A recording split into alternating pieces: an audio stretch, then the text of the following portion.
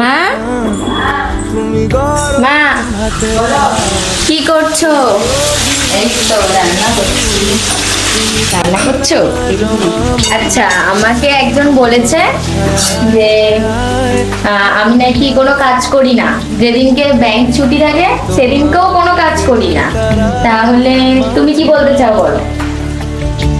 না, এটা করতে চাই না, আমি করতে দিই না। কারণ যে মানুষটা সারা সপ্তাহ বাইরে কাজ করে, তাকে আবার একদিন ছুটি, তার জন্য সে বাড়িতে কাজ করবে, এটা আমার ভালো লাগে না। আর আমি যখন পারি আমি কেন করবো? আমার মেয়েদের কি বল, মারা তাকে মনে হয় যতটা তাকে ভালোভাবে রাখা যায়, যতটা তাকে যত্ন করা যায়, এটাই আমার এটাই মনে হয়। আমি তোমার কে হই বলো? কি রান্না করছো? চিকেন আলু বসিয়ে দিচ্ছে।